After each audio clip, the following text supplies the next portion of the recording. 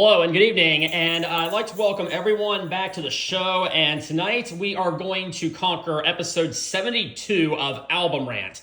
And as you know from the title of the video and from what you see in front of you, we are going to talk about the fourth Led Zeppelin album released in 1971, which doesn't really actually have a name to it, but it is more commonly referred to as Led Zeppelin 4 and also as Zoso by some people, but I am choosing to refer to it as Led Zeppelin 4, and that is what I'm going to do.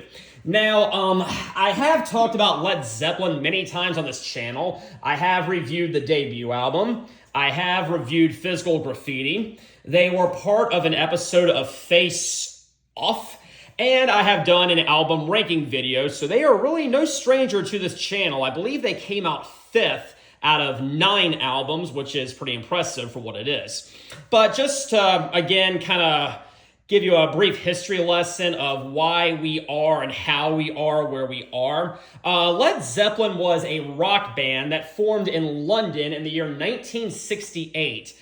And the lineup was Robert Plant on lead vocals, Jimmy Page on lead guitar, John Paul Jones on bass guitar, and then John Bonham on drums.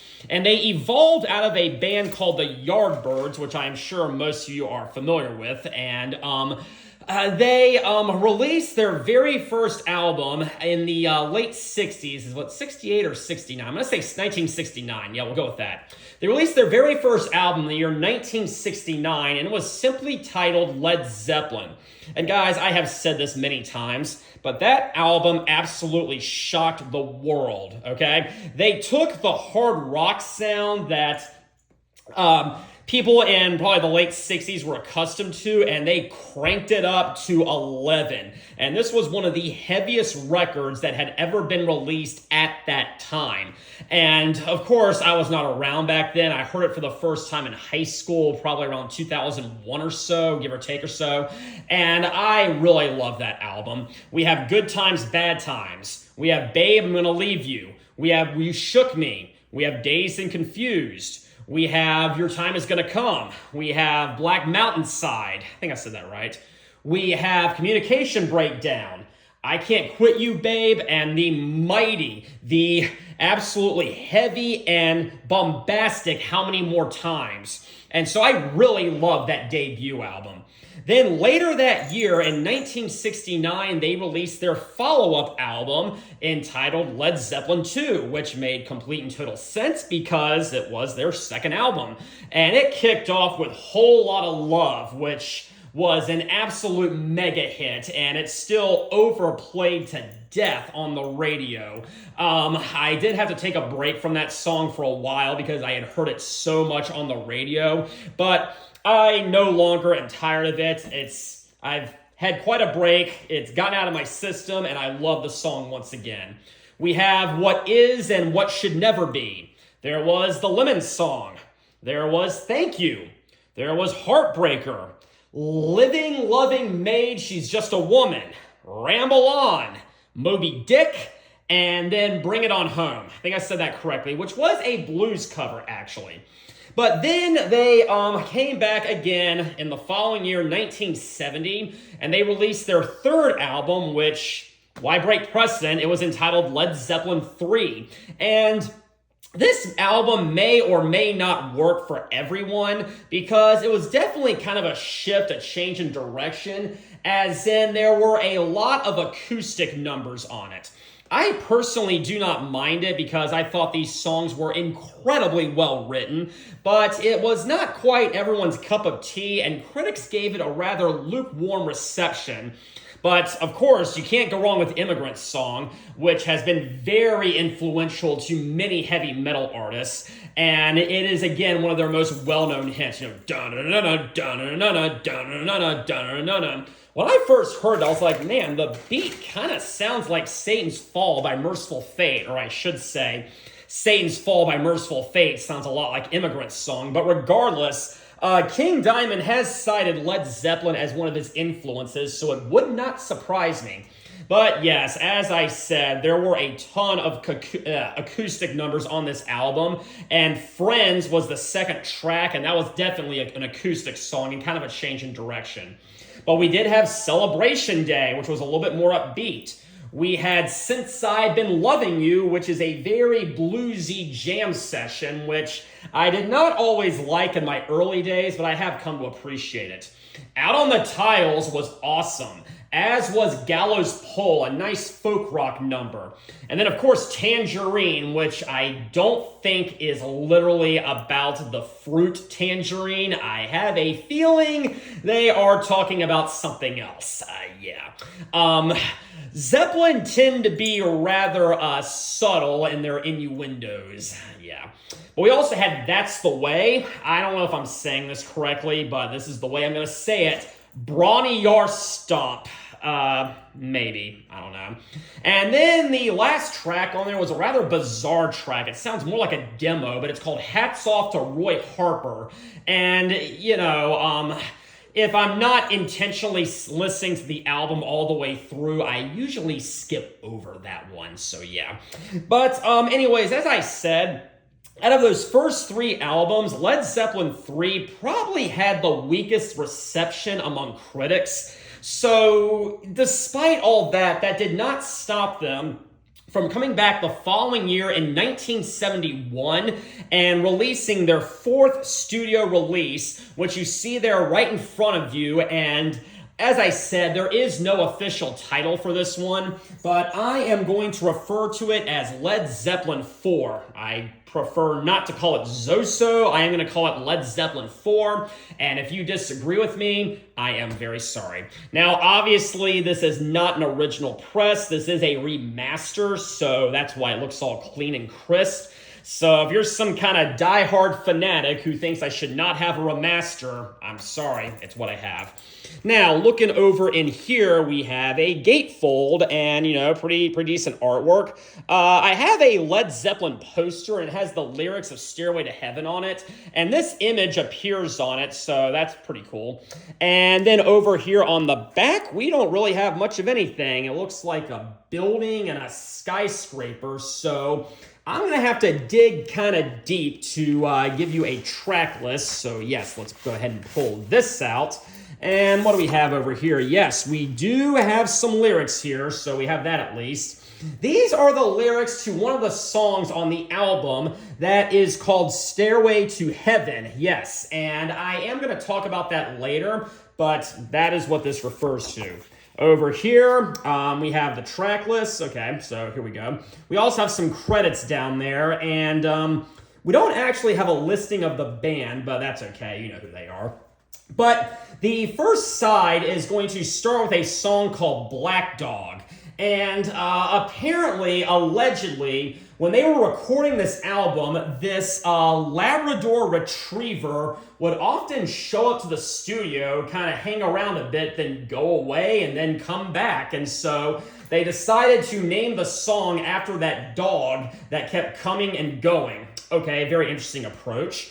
And this one starts off with a muted guitar sound, and it's very interesting because Jimmy Page often around this time liked to start his numbers out with a very odd and very, creative sound effect, and that's what he chose with this one. He did something very similar with, Friends and with Immigrant Songs, so we have that at least. But, it starts off again with that muted guitar. It's like, wom, wom, wom, wom, wom, wom, wom. And then it just stops, and Robert Plant just comes in with one of the most iconic blues vocalizations I have ever heard. You guys know this one. It goes, hey, hey, mama said the way you move, gonna make you sweat, gonna make you groove. And then we just have such a great blues guitar riff. Da-da-na-na-na-na, da-da-na-na-na, da-da-na-na-na-na-na-na. And then he comes back and goes, ah, child, way you shake that thing, gonna make you burn, gonna make you sting. And then it goes back again to da-no-no-no-no-no-no-no-no-no-no, da-no-no-no-no-no-no-no. And yes, then after that, it just starts jamming and jamming. It goes, hey, hey, baby, when you walk that way, watch your honey drip, can't keep away. And I really, really love this song, okay? I know it is absolutely overplayed to death, but I really love it. I think the harmonies are good. I think the vocalization is good, and it's a very fast song. And even though it's kind of based in the blues genre, I think it works incredibly well, and it's also been incredibly influential to other artists. I have always thought, and I could be completely off on this, but I can't help but think that Whole Lotta Rosie by AC/DC had to have at least been inspired partially by Black Dog, because it has a very similar arrangement, and it's got a very similar rhythm, and I just really, really love it.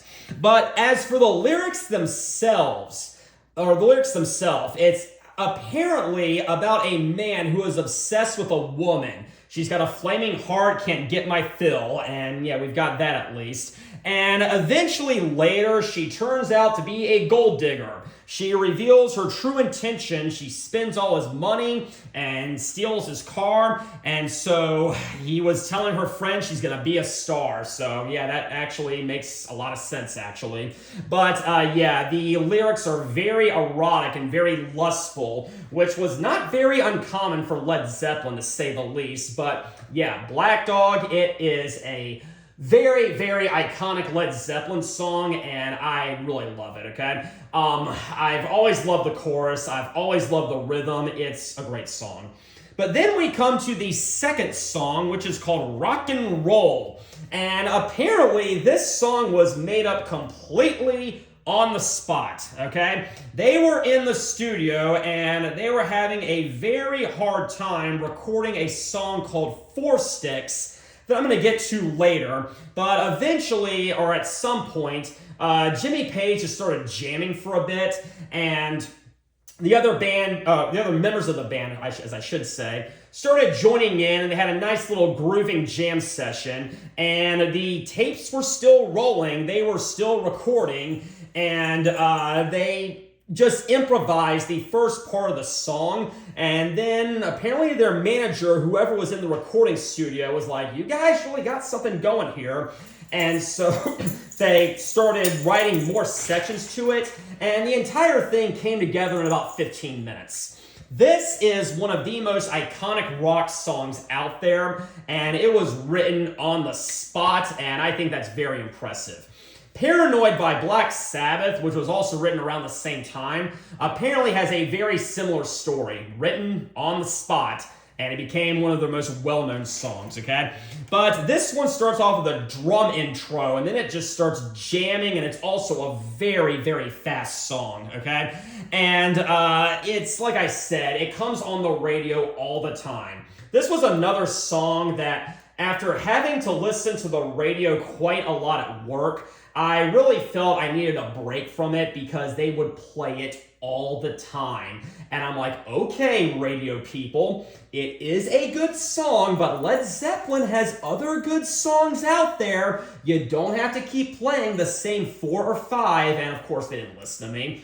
But yes, after some time taking a break, I can now appreciate it once again, and it is a really iconic song. It's only about 3-4 minutes or so, so it's not exactly the most complex thing they ever wrote, but you know, you don't always have to write very complex multi-section prog numbers. You can just stick to the basics every now and then. But yes, as I said, these lyrics are very well known. It's been a long time since I rock and rolled. It's been a long time since I did the stroll. Ooh, let me get back, let me get it back. Let me get it back, baby, where I come from. It's been a long time, been a long time, been a lonely, lonely, lonely, lonely, lonely time. Yes, it has, okay? So yeah, I know that a lot of people may know it from the car commercials out there. I know back when I was in college, at least, there was some car commercial, I can't remember who it was, but it always featured the song Rock and Roll, and that's where a lot of my friends knew the song from. Like, come on, guys.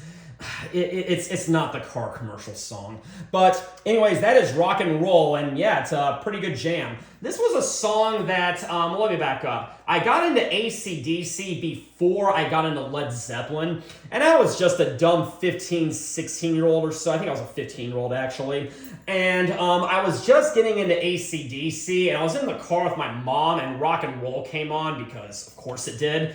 And at first, I thought it was an AC/DC song, and I quickly realized I made a serious mistake, one that will never be made again. But yes, this is an incredibly great song. But then we have kind of a change of pace. We come to the Battle of Evermore, and this is a folk rock song, which is actually a duet sung by Robert Plant and someone by the name of Sandy Denny. I do not know much about that person. I do know that their vocalizations with Robert Plant on Battle of Evermore are top-notch, but I do not know of any of their other work. And this was a song that, much like Since I've Been Loving You, I did not really like that much the first time I heard it. I just wanted to jam when I was younger. I just wanted the heavy stuff, because I started out as a Metallica fan, and then my interest kind of branched off out of that. And by the time I got to Led Zeppelin, I was not really looking for some of their softer stuff, but it really is a great piece of work, and it really is a great number, and it is incredibly catchy. And like I said, those vocalizations are just completely on point. I don't know if the lyrical content is specifically restricted to this topic, but I do know that the lyrics allude to the works of J.R. Tolkien quite a bit, okay? The ring rays are mentioned. We have Waiting for the Angels of Avalon, Waiting for the Eastern Glow, and there are some other references here and there. Maybe that's all metaphorical, I could not tell you, but I just know that I really love Battle of Evermore, okay? This was another song that was apparently made up on the spot, okay? It was made up on the spot, written on the spot by Jimmy Page and Robert Plant, and it evolved to one of their very best works ever, and I am very thankful for that. So the last thing off of side one is going to be a song called Stairway to Heaven. Yes, that's Stairway to Heaven.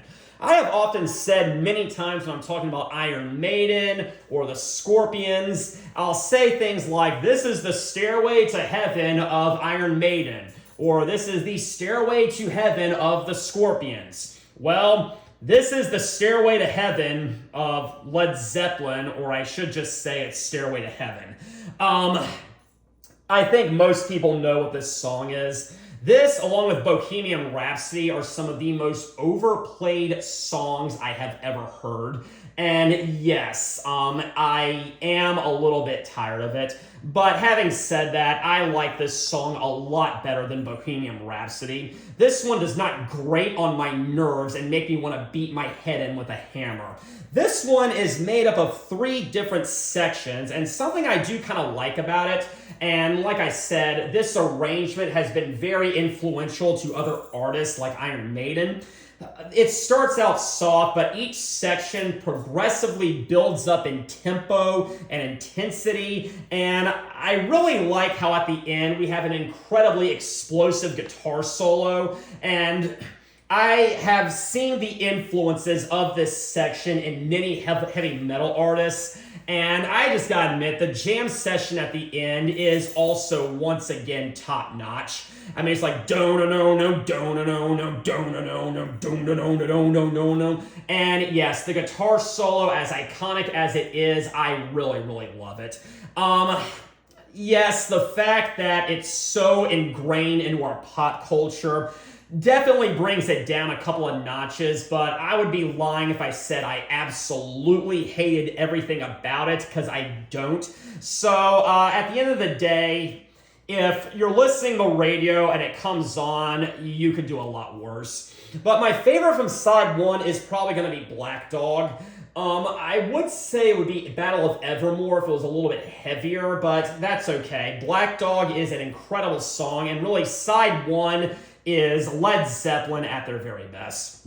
So now side two is going to come, and it starts out with Misty Mountain Hop.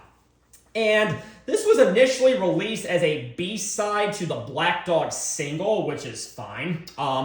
Many say that this is also about the work of J.R. Tolkien. And yes, it is called Misty Mountain Hop. And in The Hobbit, the gang of travelers, they do pass through the Misty Mountains. Now, the thing is this, I reread the lyrics just recently, and I did not really see or glean all that many references to J.R. Tolkien from it. If I am incorrect on that, please correct me, because I have not really done an in-depth analysis on these lyrics. This is just what my perception of it was.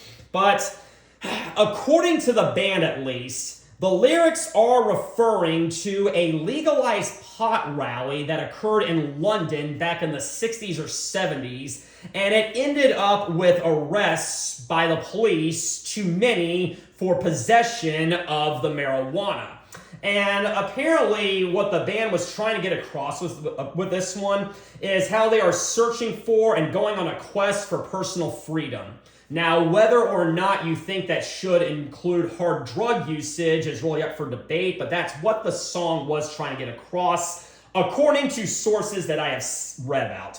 Now, as for the song itself, it's very upbeat, and it's one of the more heavy songs on here. I wouldn't say it's fast, but I wouldn't call it slow either. I'd call it mid-tempo, but I think it flows very well, and I think it's got a very grooving rhythm to it. You know, do, no, no, no, no, do, no, no, no, no, do, no, no, no, no. And after that intro, things just start picking up, and I really do enjoy it. I've liked this one ever since I first heard it. My initial introduction to Led Zeppelin was, of course, their early days greatest hits CD. And then after that, of course, I started to buy the albums. And this was the first song on this album that was not also on that greatest hits. And I was like, wow, I really, really like this one. But yes, as I said, it's one of their more upbeat, more heavy songs, but it's really great.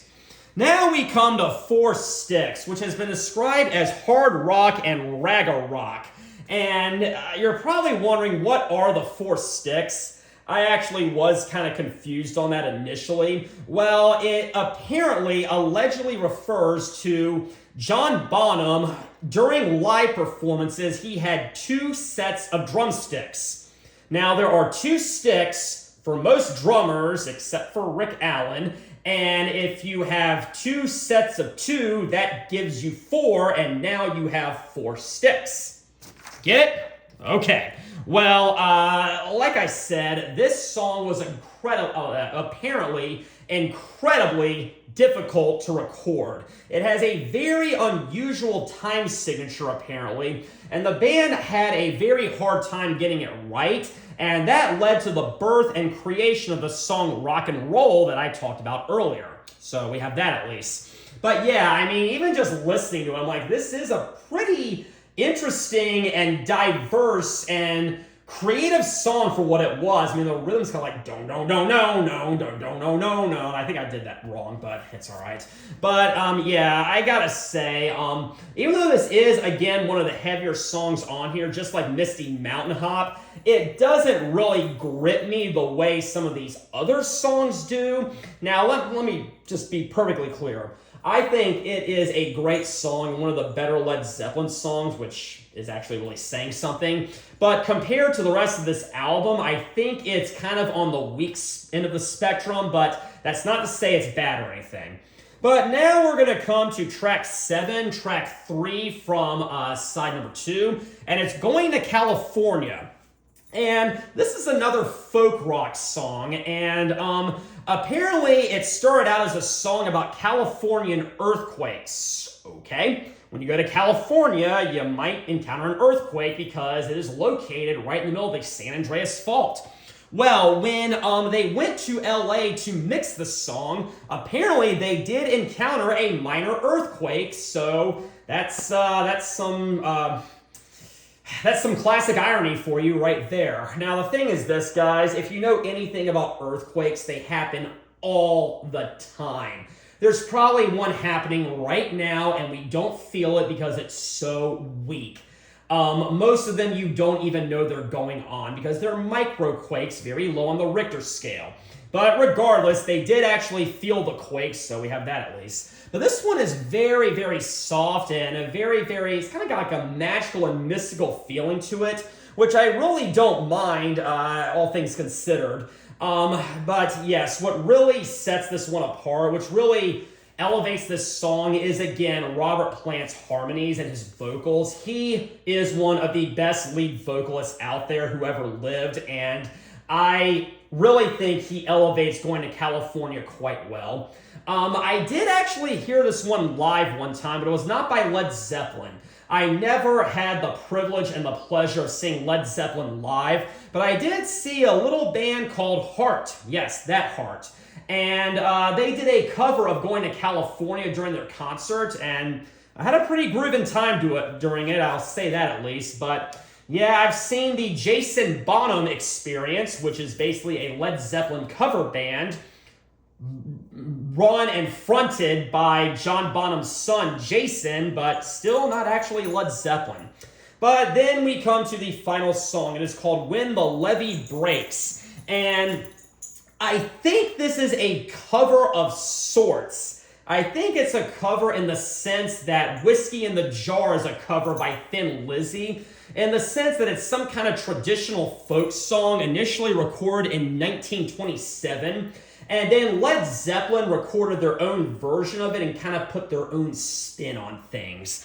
But the lyrics apparently are about the upheaval caused by a flood called the Great Mississippi Flood of 1927. Now, as you may or may not know, a levee is a wall that holds back a river or controls flooding. So when the levee breaks, you're going to have quite a flood on your hands. So we have that going for it. But apparently the Led Zeppelin version, they did not really change the lyrics that much. They stayed true to the original. I have not actually heard the original, so if I'm wrong about this, please politely correct me in the comments section. I doubt you're going to be too brutal because Led Zeppelin fans tend to be pretty cool people.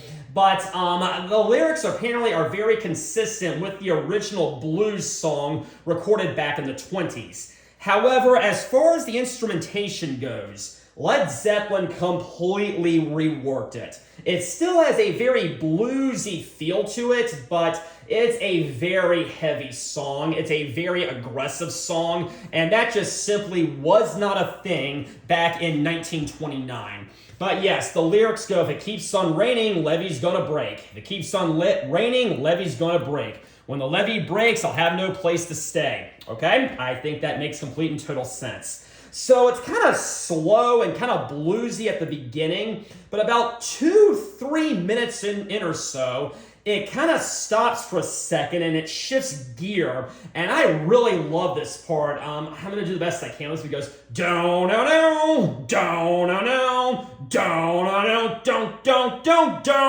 and after that, it just kicks up into high gear, and it becomes really aggressive and even more heavy than it already was. And again, Robert Plant, he has almost a falsetto going, and I really appreciate it for what it was, and I think, again, his harmonies and his vocalization really add another layer to this band and really elevate them up to a much higher status than they would be otherwise. But yes, it, again, picks up, gets very heavy, very aggressive. It kind of sort of returns to the original rhythm by the end or towards the end, but it's still a lot more upbeat than it was initially, and then it just kind of stops and fades out. It's like, dun-dun-dun, and then it just ends. And I think it ends the song very well, and I think it ends the album very well. And I am just going to go out and say this, or go ahead and say this. When the Levee Breaks is my favorite from side number 2.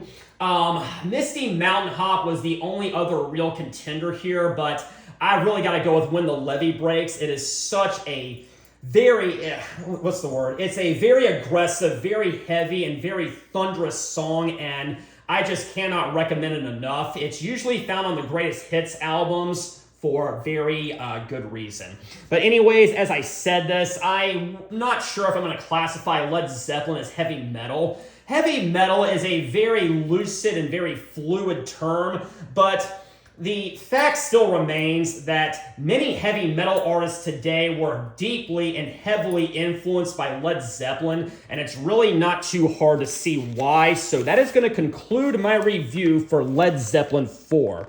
Let's put the snake back in. So yes, that is the end of my review for Led Zeppelin 4.